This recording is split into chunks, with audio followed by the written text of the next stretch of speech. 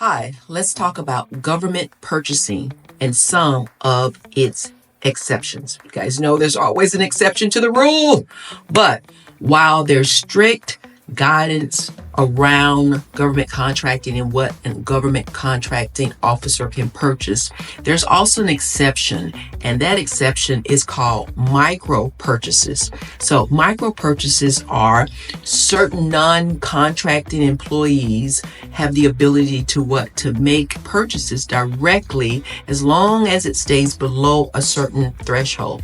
And right now that threshold is $10,000. So across the government agencies, there's thousands of employees and people that have a credit card or a purchase card, which allows them to purchase small transactions.